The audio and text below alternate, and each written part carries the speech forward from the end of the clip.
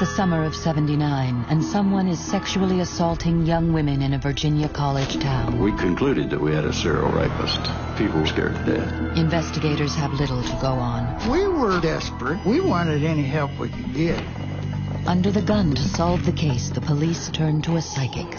This rapist is apologizing to me. There's obviously some powers at work there. Oh my gosh, well, what are we into? Will the psychic help the police to stop a serial rapist before he becomes a serial murderer?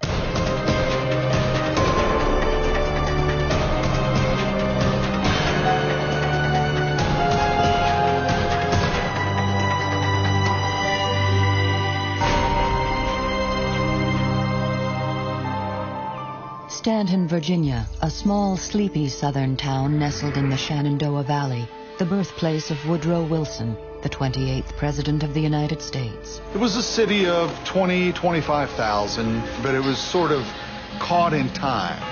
But on the evening of March 14th, 1979, Stanton's peace is shattered. A knife-wielding rapist attacks a 22-year-old student in her room at the local college.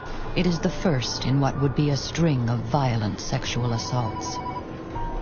Stanton Police Department. I just remember getting the call, and the lady was very hysterical and upset, which, of course, anyone would have been going through that. I just remember how I felt so scared and helpless. My main thing was to try to keep her calm until a police officer could arrive. Detective Ronnie Wiseman is put on the case. Our first rape was very unusual because we had very few rapes at all.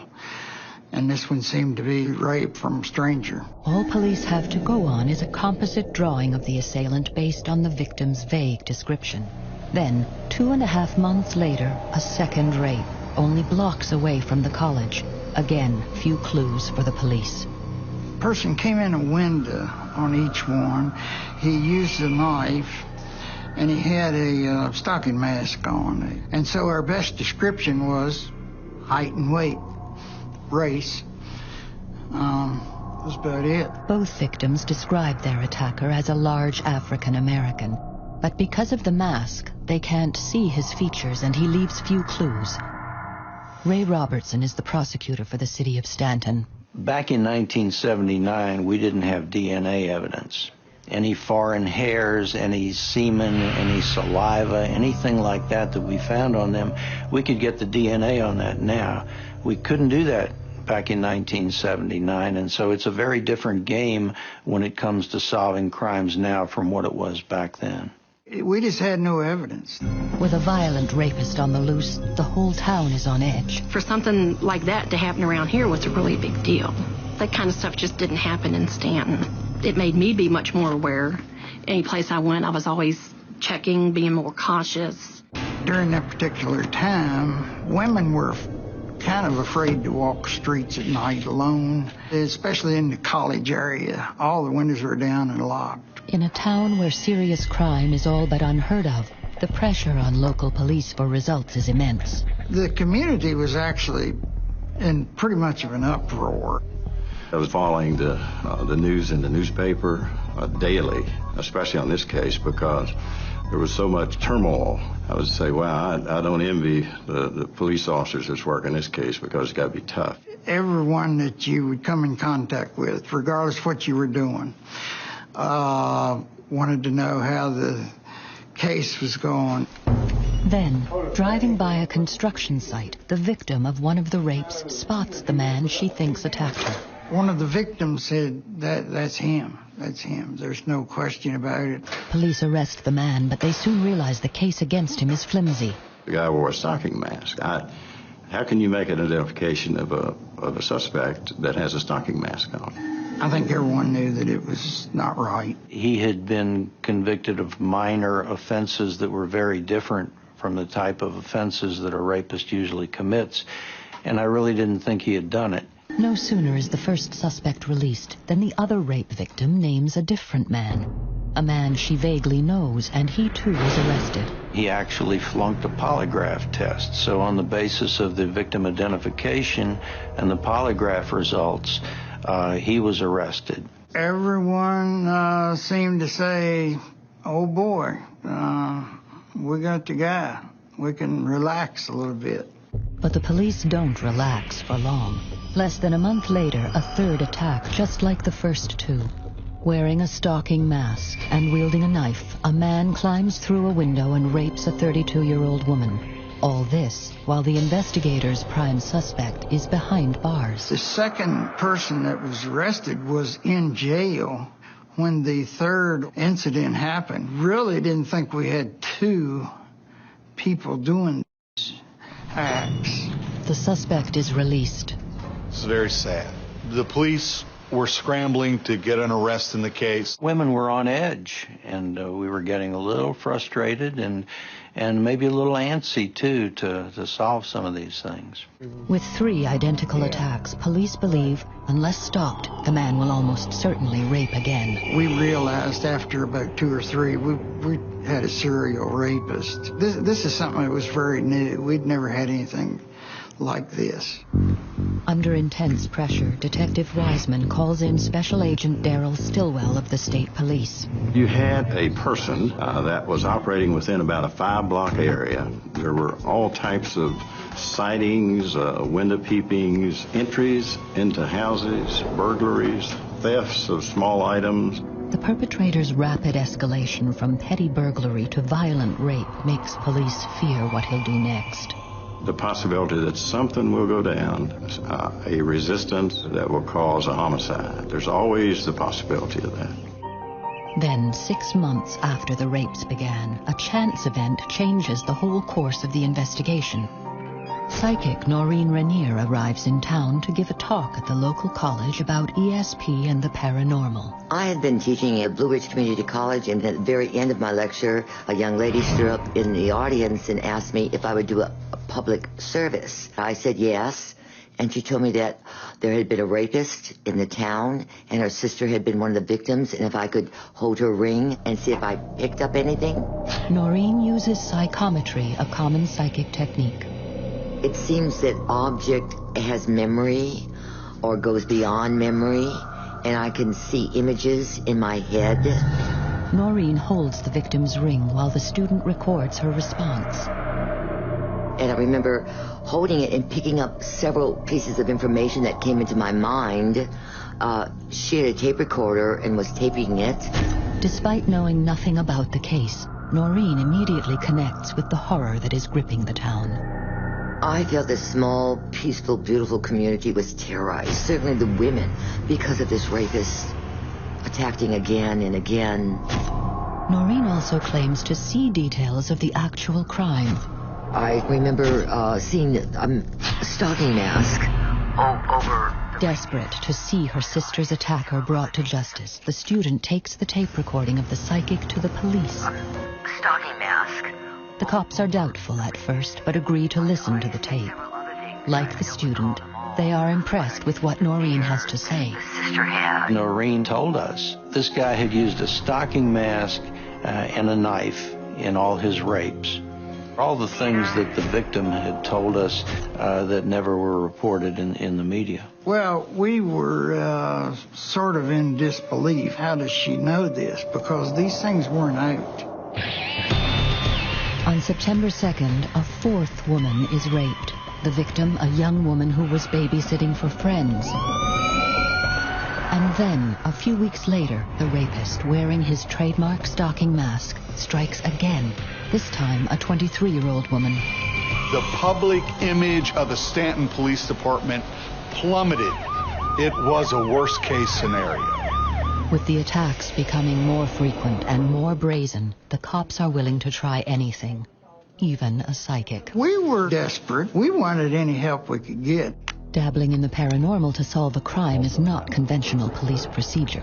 We had no idea what we were getting into, and it was very new.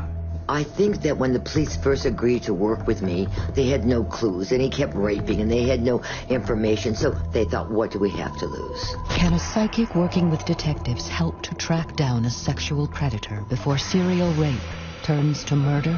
And we looked at each other and thought, oh my gosh, well, what are we into? In the summer of 1979, a violent sexual predator is haunting Stanton, Virginia. We concluded that we had a serial rapist. 5 violent rapes have been committed by a mysterious masked man carrying a knife. With few leads, the police have all but hit a wall. The public image of the Stanton Police Department plummeted. It was a worst-case scenario. In desperation, the detectives turn to psychic Norine Reneer, who has offered to help. I was just nervous. I had never worked for the police before. Today, Norine Reneer is one of America's best-known psychics. But before Stanton, she had never worked with the police. So my own concern was, will my mind be able to do what they want? The first thing investigators do is take Norine to the home of the third victim, the sister of the student Norine had met. We just let her go. Didn't say a word like, yeah, you're right, or no, you're wrong, or anything. We didn't chat. We just went, hello, hello, and I started working. We took Norine to this house. About halfway up the steps, she said he came in that window right there. The rapist had climbed into the window and had touched the banister. Norine's vision uncannily matches what the investigators already believe. We found a ladder laying in the yard, and we came to determine that the person went in a upstairs side window. These things had never gotten out. How could the psychic know something that hadn't been released to the public and the media? When he opened the window, in order to get in, he just had to sort of jump to the banister.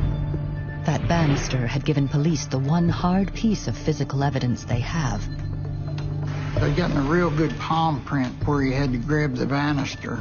Walking through the home, Norine's paranormal visions of the attack come thick and fast. He was already waiting for her when she got home. They said, show us. She pointed to a room and said he was waiting back in that room for the victim to come home. That was true also.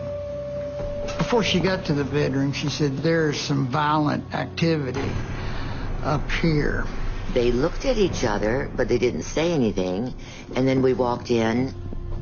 She walked in the bedroom and sat down on the bed, and she started talking as if she were the victim. Stutters. Norine's description of the attack matches every detail of the victim's report. The rapist had come in the window. He had been hiding in wait. He had attacked her in her bedroom. Now, eerily, Norine claims she has taken on the role of the victim and reveals something startling about the rapist. He's apologizing to me. And I was so shocked. But it just was like a little scene from a movie, just that one quick little picture, and I could hear his words. I'm sorry. This bizarre detail that the rapist apologizes to his victims is already known to the investigators. She was in a car accident. He spoke to each victim, carried on very apologetic conversations. And he apologized to some of the victims. It was very, very unusual. But the psychic claims to have one more detail about the rapist. I feel like his pants and shirt, they match. He's wearing a uniform. I could feel the material, and uniforms have a special heaviness to it. And I could tell that the pants and the shirt matched. We were in disbelief. How does she know this? Because these things weren't out. Norine's first vision of the rapist suggests he's a laborer. But as she talks, she's also receiving other more cryptic psychic signals. What I'm seeing, it seems to be going around and around. The entire time, she would sit and talk, and she was drawing on the pad with a pencil, just drawing a perfect circle. Norine is sure the circles she's drawing mean something, but exactly what she can't say.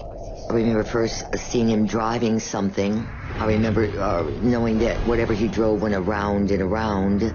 She said, I have no idea what this means, but it has something to do with his occupation. Without knowing anything, the psychic has accurately described the attacks and given the investigators a profile of the serial rapist.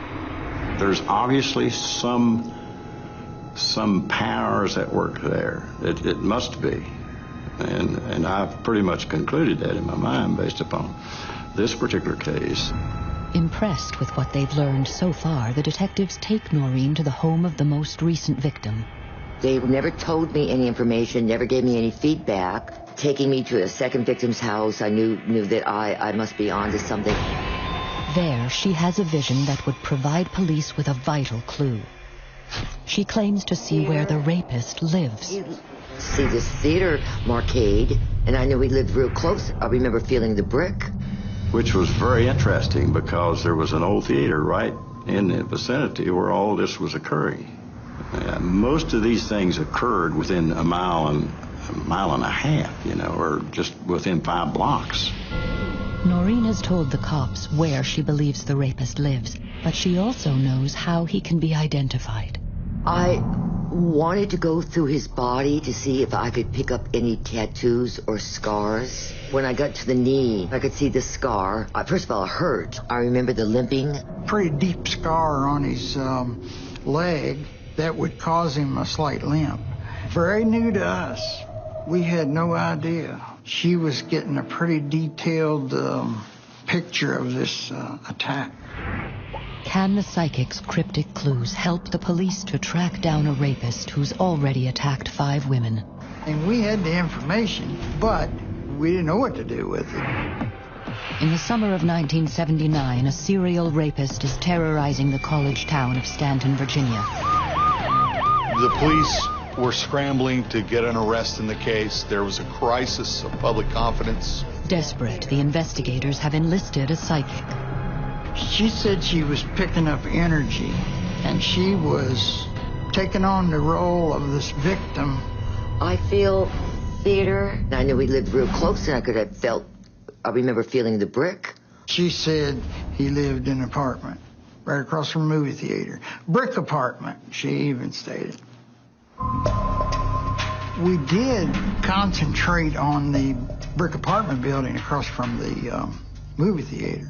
We were in plane cars, and we had them positioned all around the city, and especially in that particular area. The community became absolutely racked with fear. There was a tremendous need to get this case solved.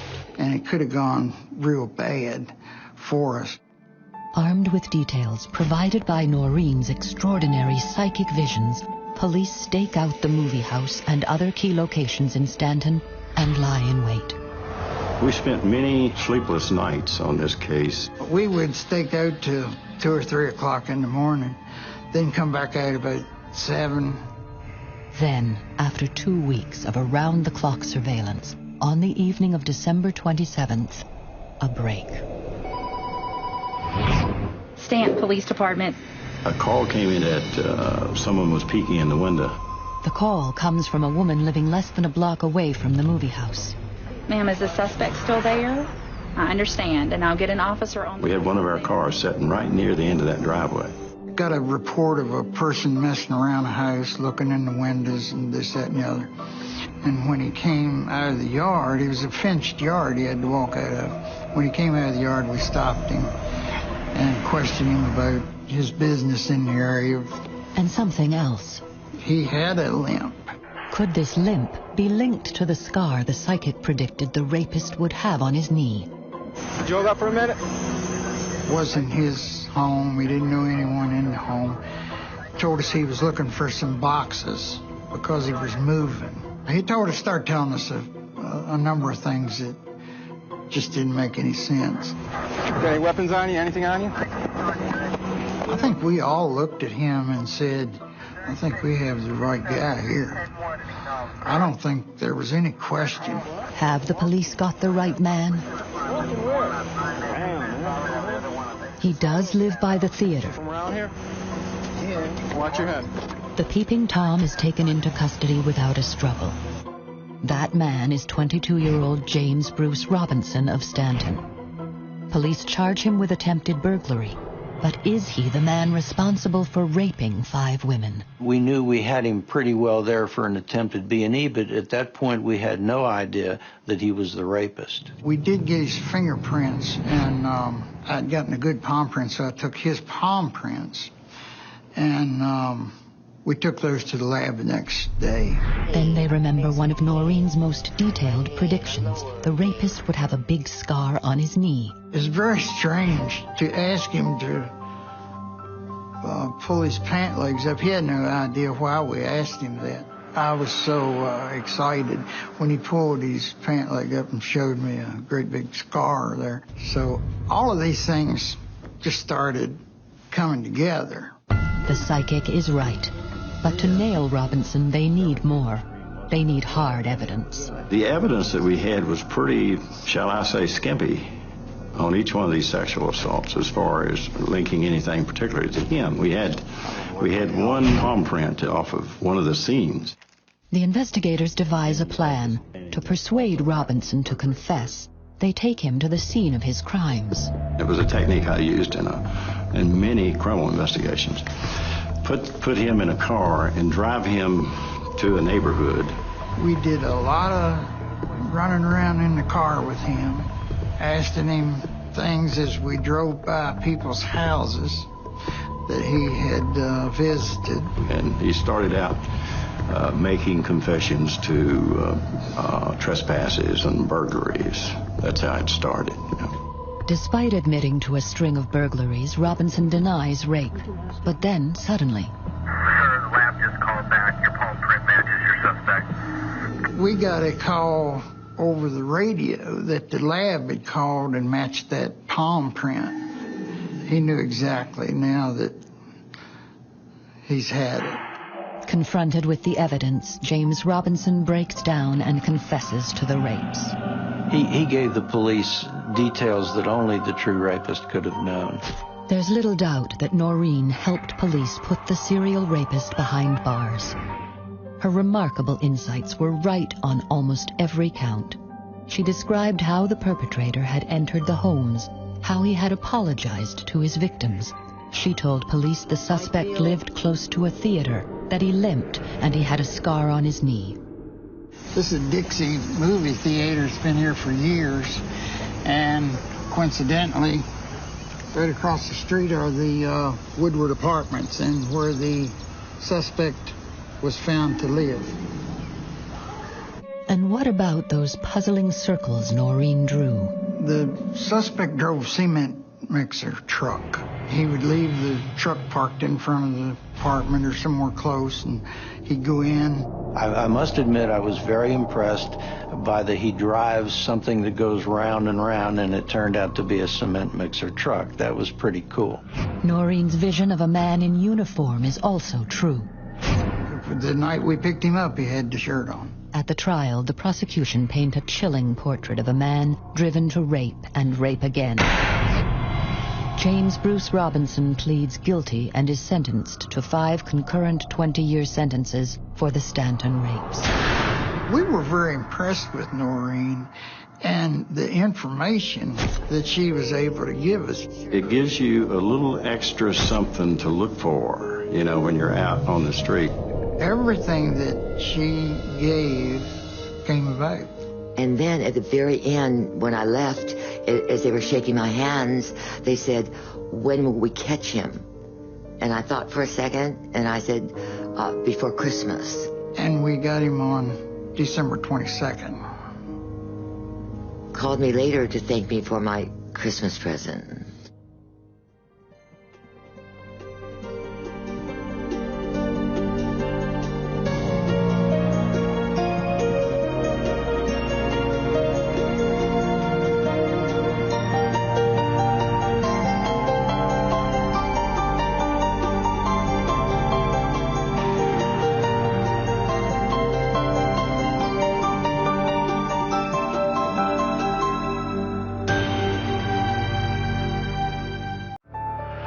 A lazy summer day at the lake turns to panic I said, "Where's Tom?" when a 5-year-old boy disappears. I wondered if he was dead.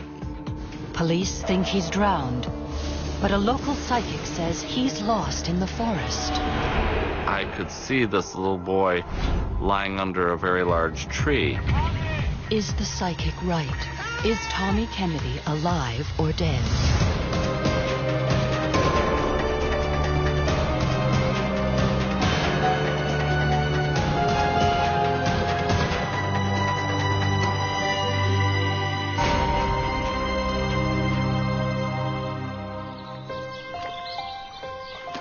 Empire Lake, in picturesque upstate New York, a favorite spot to spend a summer afternoon, especially in the mid-70s. It was a place where people could go and relax, or bring their picnic lunches and have a nice time.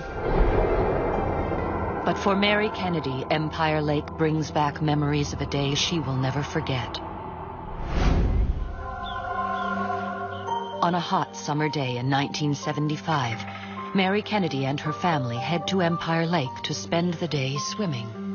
My fiancé and his 2 daughters, Siri and Lisa, and my 2 sons, Ben and Tom, we decided to go down to the lake and give the children a chance to cool off. After swimming, Fred takes the kids for a nature walk. It was all 4 of the children. I really don't remember why I didn't go.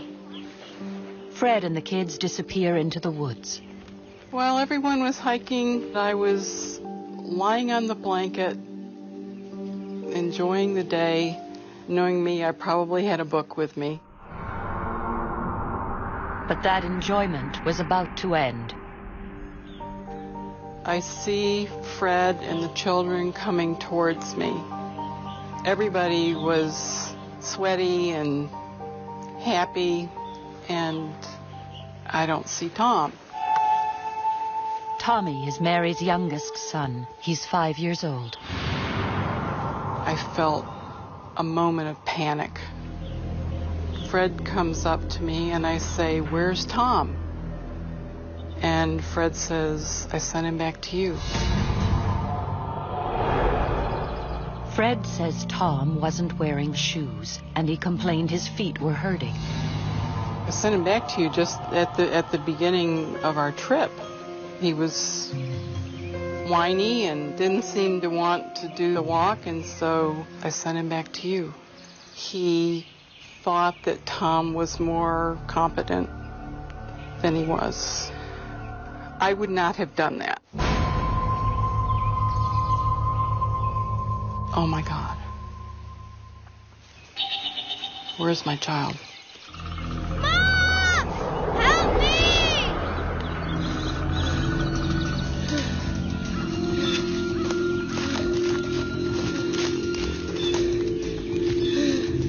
Where's everyone? I remember just jumping up and starting to run around the lake, screaming for him.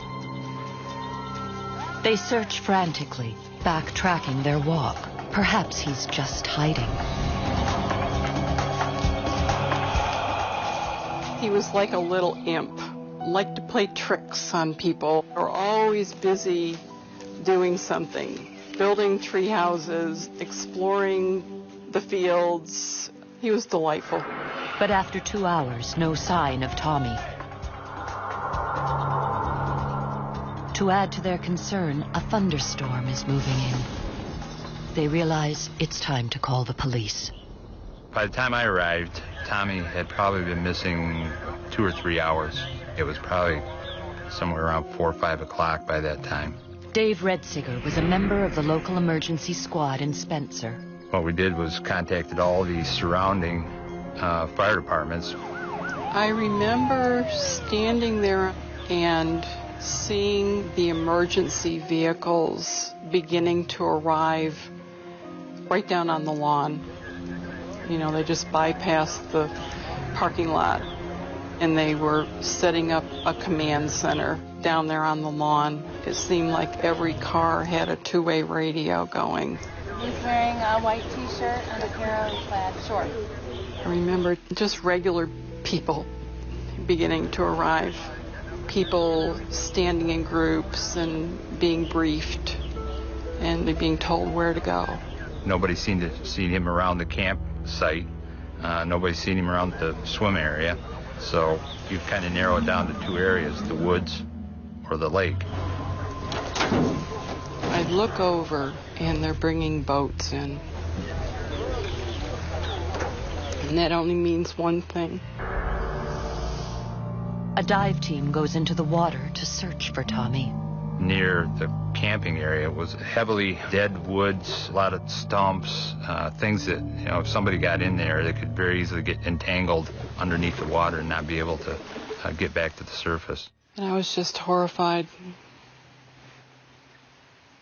I was absolutely horrified. And I just wouldn't look at them. Absolutely didn't want to look at them.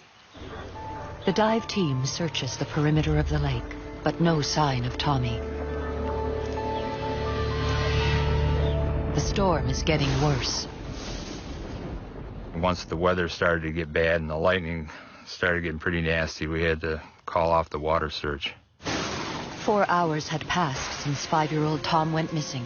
And by that time, it was pouring. It was just torrential.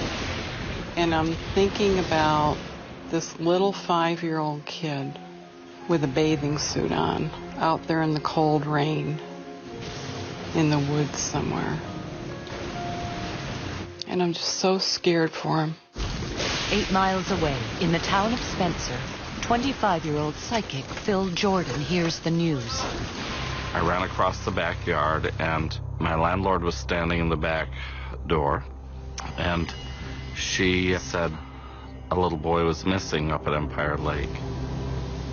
She says they think he's in the lake and that he is drowned. But out of nowhere, the psychic has a vision. He can see little Tommy. I could see this little boy lying under a very large tree. That showed me that he was probably in the woods and probably not in the lake. Is Tommy Kennedy still alive, lost in the woods? Is the psychic right? And will anyone listen? In upstate New York, a massive search is underway at Empire Lake for 5-year-old Tommy Kennedy, who vanished during a family picnic. This little 5-year-old kid out there in the cold rain. And I'm just so scared for him. The storm gets worse and day turns to night. We really started getting some nasty storm weather coming in, and it blew in quite heavy. A lot of rain. And of course with that we got a lot of thunder and lightning, and it got quite cold. The missing boy's father, Don Kennedy, a local reporter, arrives 8 hours after his son disappeared. He had been out of town, and he had rushed to the lake. Don begins frantically searching for his son, but now there's a new danger. With the lightning and the thunder, we were really afraid of ending up with, more searchers lost besides the boy. Redsicker has no choice. He calls off the search.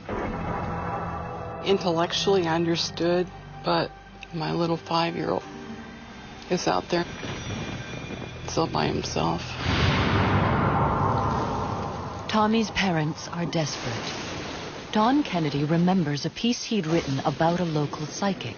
By coincidence, it's Phil Jordan. My 5-year-old child was lost. As far as I was concerned, bring in the National Guard. Bring in anyone who will help search for him and find him. I was not surprised that he called me. I felt that I might hear from some of the family. He was really pleading. He wanted me to come up to the lake at that time. The psychic says he can help to find the missing boy, but not just yet. I just knew that if I went there, I would become contaminated with everyone else's ideas and not follow my own self, my own psychic self. I remember saying to Don Kennedy, I'm really sorry, but I just can't come right now. I have to wait till daylight because I don't want to miss a clue that could help us to find him. With the search called off, and the psychic refusing to come to the lake until daybreak, Mary Kennedy is losing hope. I'm wondering if he's cold, wondering if he's scared. I wondered if he was dead. But back in Spencer, psychic Phil Jordan is already on the case. I sometimes leaf through the Bible and just point to something. And there was a phrase, and it said something about the children going into the woods. Suddenly, the psychic has a vision of exactly where to find Tommy. Although he's never been to Empire Lake, he begins to draw a map. The first thing I knew was that down to my left there would be 3 boats. And then I could see the building across the lake. And I knew I would have to go into the woods behind the building till we find a clearing. So I drew that all on the map. But can this crudely drawn map lead to Tommy Kennedy? It's 5 a.m. The storm is over. Tommy Kennedy has been missing an agonizing 16 hours. No parent should have to spend a night like that.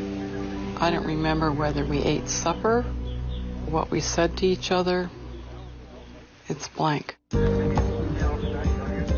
Hundreds of volunteers from miles around gather at dawn to resume the search. There were several fire trucks with personnel on them, at least 1 ambulance. We got the people together, told them what the boy's name was, and then had them search areas around the lake into the wooded areas, but we concentrated on the area immediately around the camping area and the bathing, swimming area. I was just tremendously grateful that all these people just showed up. Psychic Phil Jordan also arrives at the lake to help with the search. I met Dave Redsicker, who was a friend of mine, but was the investigator in charge. Even I says, well, I have this map. I was shocked. As simple as the map was, the things that he had drawn on the map were right there. The 3 boats were there, exactly as I had drawn. And across, you could see a large tent. And I said, that has to be the building. We'll go in behind the tent. But the searchers think he's wrong. And what he was describing was an area that we hadn't searched yet, because it was an area that we figured was the most remote area, or most unlikely area that this child would have gotten into. But the psychic is confident his map will lead to the lost boy. Before he begins his search, the psychic makes an unusual request. He asked me for an article of clothing that belonged to Tom. So I asked Phil Jordan if one of his little sneakers would be okay, and Phil said, absolutely. His mom made sure I had that sneaker, and I tucked that into my belt, and I focused on Tommy Kennedy and finding him. 250 rescuers searched the south side of Empire Lake, the area closest to the spot where Tommy was last seen. Meanwhile, Phil Jordan and 2 volunteers, armed only with a psychic map and a little boy's shoe, head in the opposite direction. There was myself and these 2 men that I didn't know. I just wished them good luck, and they headed out into the woods. 25-year-old Phil Jordan has never tested his psychic powers in a life-and-death situation before, and he's never been to Empire Lake. But he has faith in his map. I know we're going to find him, and we will find him within an hour. Tommy! Every little ways I would stop, and I'd say to myself, okay, we have to keep going straight. Now we have to turn left. Tommy! Now we have to go up here. We have to go a little bit to the right. And I remember talking to myself through the whole thing so I could block out any of the ideas that others had. Tommy! It was rugged terrain. There was a hiking path, but it was uphill. A lot of woods, a lot of trees falling across the path, and treacherous going. Is it possible that a 5-year-old without shoes could have strayed so far? The psychic is now deep in the woods, 2 miles from where Tommy Kennedy disappeared. And so far, the psychic has turned up nothing. And now, one of the 2 men with him is starting to have doubts. One of them kept saying, everything you're describing is in another direction. Yet hundreds of volunteers searching in the area where he should be can't find a trace of Tommy either. Nothing. It was as if Tom had just vanished. The psychic struggles to keep his vision. And that's when I would refer to the map and hold on to his sneaker and say, Tommy, I'm coming, I'm going to find you. But now even the psychic starts to doubt his map. I was all ready to say, well, maybe we should check that other area and come back here later today. And then Phil Jordan makes a startling discovery.